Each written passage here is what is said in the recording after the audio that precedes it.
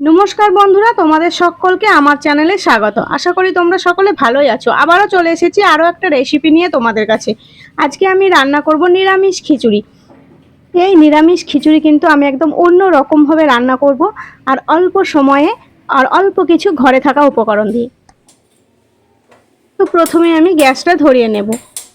গ্যাসটা ধরিয়ে নিয়েছি, ওর মধ্যে একটা ছোট্ট কড়াই বসিয়ে দিলাম। কড়াইয়ের মধ্যে দিয়ে দেব 1 চামচ মতো ঘি। ঘিটা গলিয়ে নেব। ঘিটা খুব ভালো মতো গলে গেছে। কড়াইয়ের চারিদিকে আমি খুন্তি দিয়ে একটু লাগিয়ে নিলাম। এবার আমি এর মধ্যে দিয়ে দেব মুগের ডাল। এখানে আমি 100 গ্রাম মুগের ডাল নিয়ে নিয়েছি। মুগের ডালটা আমি ঘি দিয়ে ভেজে নেব। তোমরা চাইলে কিন্তু সাদা তেল দিয়েও ভেজে নিতে পারো, কিন্তু ঘি দিয়ে মুগের ডাল ভাজলে তার গন্ধ খুব সুন্দর হয়, আর খেতেও কিন্তু খুব ভালো লাগে। মুগের ডালটার টেস্ট বেড়ায়। তো ডালটা আমি লাল লাল করে ভেজে নেব। ডালটা প্রায় ভাজা ভাজা হয়ে এসেছে। এবার আমি নামিয়ে নেব। এইভাবে ঘি দিয়ে ডাল ভেজে নিলে ডালের স্বাদ কিন্তু খুব ভালো হয়, খিচুড়িরও টেস্ট বেড়ায়। তো ডালটা আমি ঢেলে নিচ্ছি। ওই কড়াইয়ের মধ্যে দিয়ে দেব 2 চামচ মতো সাদা তেল। এবার আমি আলুটা ভেজে নিচ্ছি। এখানে শুধু আলুই না, এখানে আলুর সঙ্গে আরও কিছু সবজি আমি নিয়ে নেব। যতক্ষণ আলুটা আমার ভাজা হচ্ছে ততক্ষণে আমি সবজিগুলো একটু তোমাদেরকে দেখিয়ে নিই।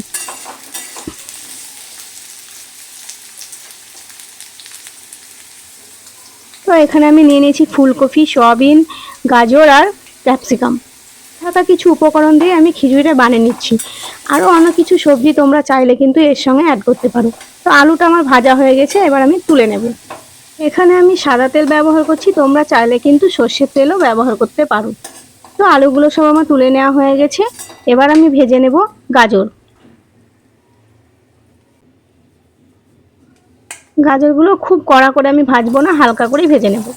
পুজো পার্বণের দিনে কিন্তু এইভাবে নিরামিষ খিচুড়ি তৈরি করতে পারো, খেতে কিন্তু খুব ভালো হয়। বাড়িতে কোনো পুজো থাকলে আমি কিন্তু এইভাবেই নিরামিষ খিচুড়ি তৈরি করি। খেতে কিন্তু খুবই ভালো লাগে, আর আমার বাড়ির সকলেই আমার হাতের এই খিচুড়ি খেতে খুবই ভালোবাসে। তো তোমরা একবার অবশ্যই বাড়িতে ট্রাই করবে, আর খেতে কেমন হয়েছে অবশ্যই আমাকে কমেন্ট করে বলবে। এবার আমি ক্যাপসিকামটাও ভেজে নেব।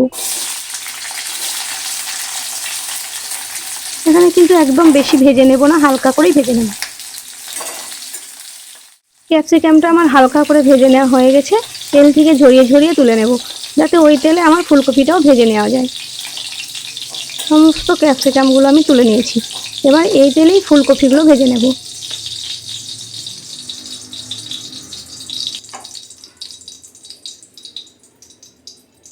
ফুলকপিগুলো তেলের মধ্যে দিয়ে দিচ্ছি। ফুলকপিগুলো হালকা লাল লাল করে ভেজে নেব। সবজিগুলো তেলে এক এক করে ভেজে নিচ্ছি এই কারণে, যাতে কাঁচা সবজির কোনো গন্ধ না থাকে। আর শীতের সময় তো নানা রকমের সবজি পাওয়া যায়। তো নানা রকমের সবজি দিয়ে কিন্তু এইভাবে নিরামিষ খিচুড়ি বানিয়ে নিতেই পারো। ততক্ষণে আমার ফুলকপিটা ভাজা হয়ে গেছে, এবার আমি তুলে নিচ্ছি।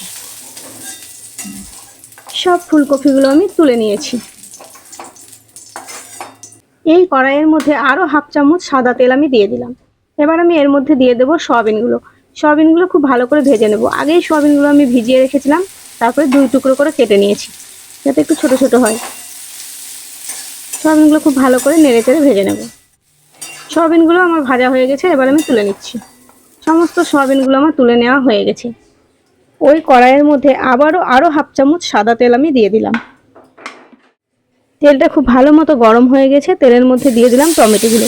টমেটোগুলো ভালো করে নেড়ে চেড়ে ভেজে নেব।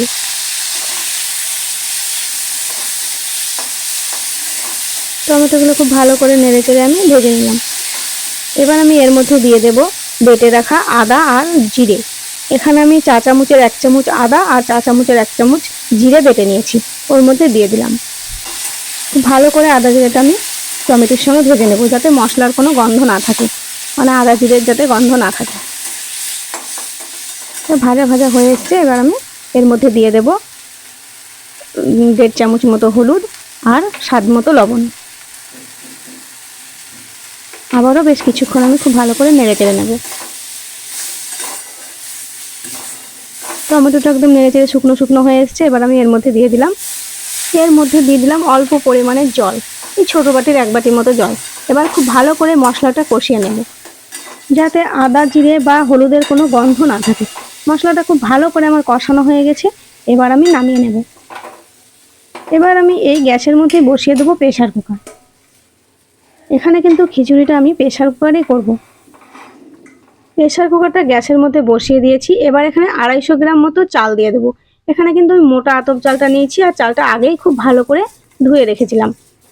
তো চালটা আমার দেওয়া হয়ে গেছে। এবার আমি এর মধ্যে দিয়ে দেব মুগের ডাল। মুগের ডালটা আগে আমি ঘি দিয়ে ভেজে নিয়েছিলাম, তো ঘিয়ে ভাজা মুগের ডাল আমি দিয়ে দিলাম। এখানে মুগের ডালও কিন্তু আমি 100 গ্রামই নিয়েছি। মুগের ডাল আমার দেওয়া হয়ে গেছে। এবার দিয়ে দেব ভাজা কলাইয়ের ডাল। এখানে কিন্তু ভাজা কলাইয়ের ডালটাও আমি 100 গ্রাম নিয়েছি। ভাজা কলাইয়ের ডালও দেওয়া হয়ে গেছে। এবার এখানে দিয়ে দেব ভাজা বাদাম। ভাজা বাদামটাও কিন্তু 100 গ্রামই আছে। বাদামটা কিন্তু খুব ভালো করে খোসা ছাড়িয়ে আমি ধুয়ে রেখেছিলাম। এবার আমি দিয়ে দেব ভেজে রাখা সবজিগুলো। যেহেতু আমি 5 জনের মতো খিচুড়ি রান্না করছি, তাই আমি এই পরিমাণের ডাল চাল নিয়ে নিয়েছি। তোমাদের যদি লোক সংখ্যা বেশি থাকে তাহলে কিন্তু ডাল চালের পরিমাণটাও বাড়িয়ে নিতে হবে, তার সঙ্গে সবজিটাও একটু বেশি নিয়ে নিতে হবে। তো সমস্ত সবজিগুলো আমার ঢেলে দেওয়া হয়ে গেছে। আগে যে মশলাটা আমি কষে রেখেছিলাম, এবার আমি এর মধ্যে দিয়ে দেব। মশলাটা আমি এই কারণে আগেই কষিয়ে নিয়েছি যাতে খিচুড়ির মধ্যে থেকে কোনো মশলার গন্ধ না বেরোয়। তো এইভাবে খিচুড়ি রান্না করলে খেতে কিন্তু খুবই ভালো লাগে। বাড়িতে কোনো পুজো থাকলে বা নিরামিষের কোনো অকেশন থাকলে তোমরা কিন্তু এইভাবে নিরামিষ খিচুড়ি বানাতেই পারো। এবার আমি এর মধ্যে দিয়ে দেবো মটরশুঁটি, ধনেপাতা, কাঁচা লঙ্কা। এগুলো কিন্তু আমি কাঁচাই দিয়ে দিচ্ছি। তোমরা চাইলে যারা কাঁচা মটরশুঁটি খেতে পছন্দ করো না, তারা কিন্তু একটু তেলে নেড়ে নিতে পারো। তো এবার আমি খুব ভালো করে এটা খুন্তি দিয়ে নেড়ে চেড়ে মিশিয়ে নেব। গ্যাসের ফ্লেম কিন্তু আমি মিডিয়াম রেখেছি। খুব বেশি গ্যাসের ফ্লেম বাড়িয়ে দিলে তলা ধরে যাওয়ার সম্ভাবনা থাকে, যেহেতু জল দিইনি এখনো। এবার আমি এটা খুব ভালো করে নেড়ে চেড়ে মিশিয়ে নিচ্ছি, যাতে চাল ডাল সবজিগুলো সব ভালো করে মিশানো হয়ে যায়। বেশ কিছুক্ষণ ধরে ভালো করে নেড়ে চেড়ে এটা মিশিয়ে নিলাম। এবার আমি এর মধ্যে দিয়ে দেব জল। জল দেওয়ার পর আরও একবার খুব ভালো করে আমি নেড়ে দেব। খুব ভালো করে আমার নেড়ে চেড়ে দেওয়া হয়ে গেছে। এবার আমি প্রেসার কুকারে ঢাকনা লাগিয়ে দেব। প্রেসার কুকারে ঢাকনা আমার লাগিয়ে দেওয়া হয়ে গেছে। এবার আমি 3টে সিটি দিয়ে নেব। এইভাবে প্রেসার কুকারে খিচুড়ি রান্না করলে সময়টা কিন্তু অল্প লাগে, আর খুব টেস্টিও হয়, তাড়াতাড়ি হয়ে যায়।